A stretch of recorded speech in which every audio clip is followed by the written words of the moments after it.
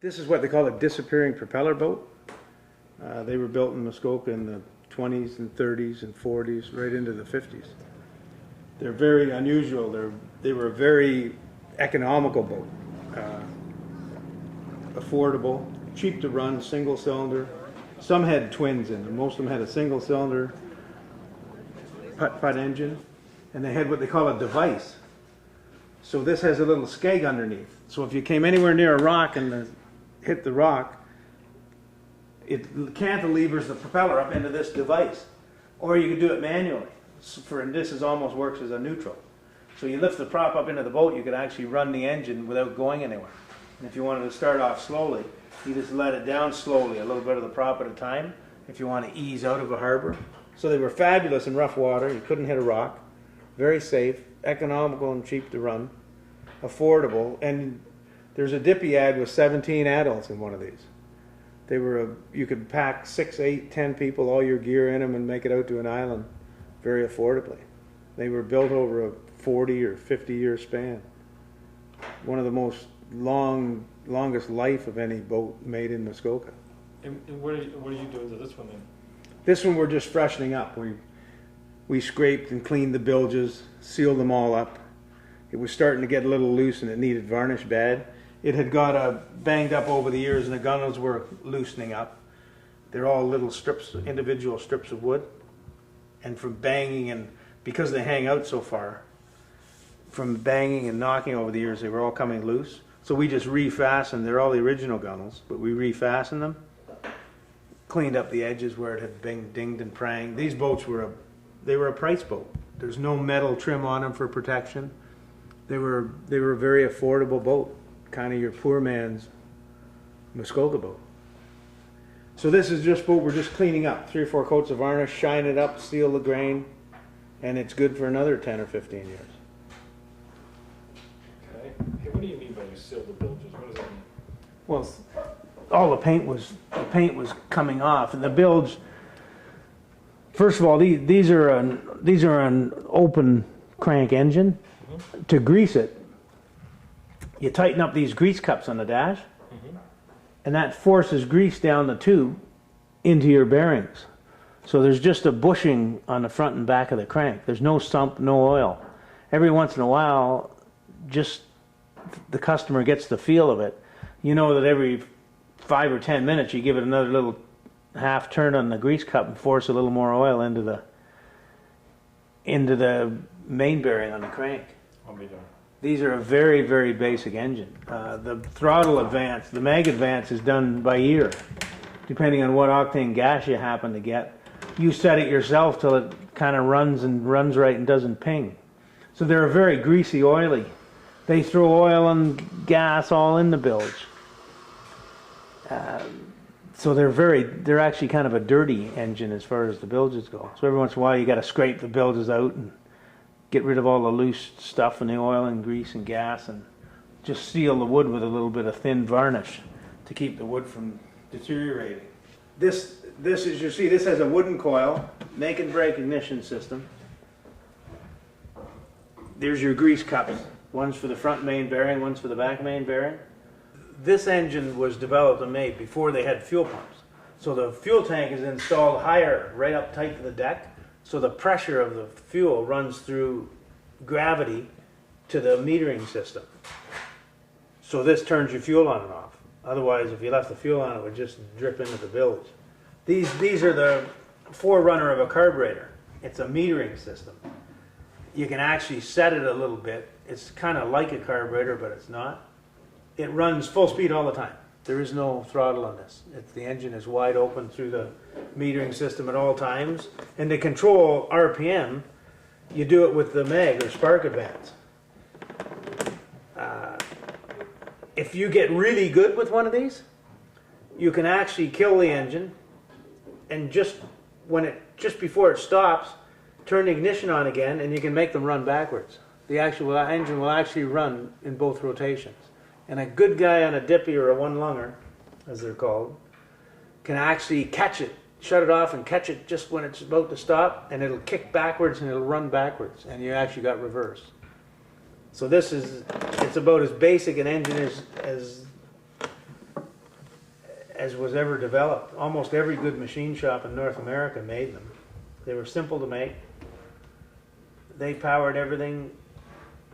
In the turn of the century, single lung engines were everywhere. They ran everything, powered everything.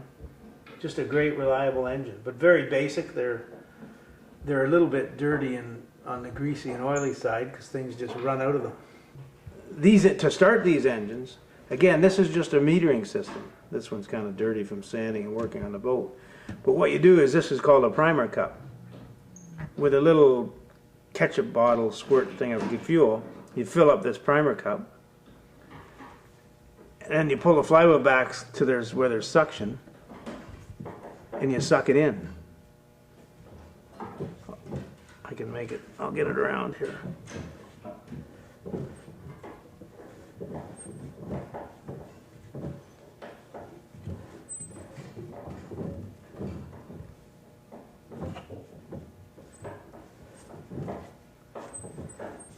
So what you do is you get the piston on top dead center, put fuel in here, open the valve, and then you suck the fuel in by bringing the piston down. When the fuel's in, you shut the priming cup, you open this valve on the side here, you open, and what this does, this is a hole right into the chamber, and what it does is it gives you less compression. A lot of these engines were strictly started by hand. This has had a new electric starter installed, which was something that they did later on. Originally, some of them had a pull cord, the real deluxe models, but most of them you reached in the front and you flipped the flywheel by hand. So you had to have a decompression lever. There was just too much compression. If it kicked backwards, it would break your thumb or your fingers. So you start it with this relieved pressure, and it ka-chung-ka-chung's exhaust out here. Once it's running, you shut the decompression valve, and then you've got full power. Very basic, very simple engine. Once one of these is working, they really do go a long, long time. So nice too. Have a lot of these survived, Peter? Yes, there's a Dispro Owners Club, and I believe there's a couple hundred of them still around. They're very, very common boat. Anybody who collects boats in Muskoka, the big collectors, all have a Dispro. They're all over the world. There's Dispros in California and Europe. There's one in the museum in England. They were a very serviceable, reliable, affordable boat, mass-produced, that the layman could afford. My name is Bill Joslyn. I'm a resident here at Mount Dora now, previously from Lake of the Ozarks, Missouri. I followed the wooden boat people down here in 1990 and then have stayed here ever since. We bought this boat, this Disappearing Propeller Boat, probably 4 years ago in Canada, and now I'm a member of the Dispro, or Disappearing Propeller Boat Owners Association, and they're headquartered in Canada.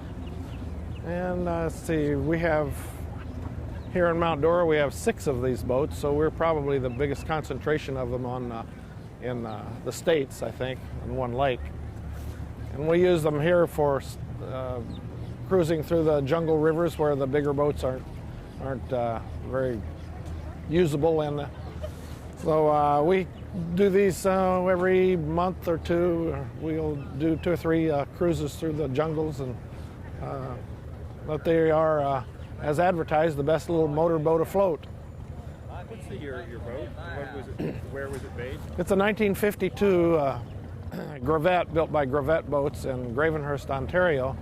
The boats were built from 1916 to 1956. About 4 different builders picked up the patent as each one went out of business, but Gravette was the last builder of them from 1936 to 56. And this particular boat has a 2-cylinder opposed Coventry Victor motor, English motor. The early ones had single cylinders in them. This is a little more user-friendly as it has an electric start, and a little less vibration because of the 2-cylinder, and a little more popular for long range cruising. What were they originally designed for? I think they, I don't know if they had a specific purpose or not. Probably access boats to lakes and cottages in the Muskoka lakes, and of course they were always fished out of. But mostly, I think for transportation from from shore to island cottages. And tell me a little bit, when a group of these people get together, there's a real high level of enthusiasm for them, and why do you think that is? Well, they're a very dedicated group, and they love these little boats, and they're more, a lot of them have other power boats, but most of them don't. Most of them, of the owners of these, this is their primary boat, and they just like the simplicity of it, and the camaraderie that goes along with the people that share that attitude with them. So I always say that's a whole different attitude than the shiny boat people. Okay, and now you have anything else you can tell me about this boat here? Oh, it's they don't. All of them have this in common. They don't have a transmission, so you have to have the boat pointed the way you want to go when you start it, because it just goes. And the disappearing propeller factor in that is it has a device that you can lower the propeller down into the water and then pull it back up with a handle into like a dagger board in a sailboat almost. But the propeller still turns, but it doesn't have any forward motion then. That's the only way you can stop it. Has no reverse, has no transmission. So it takes a bit of thinking about where you're going to go and how you're going to get there. That's why we use the oars and the paddles. If you're coming into tight spots like this, you'll shut it off out there and row it into the locks or into a tight spot around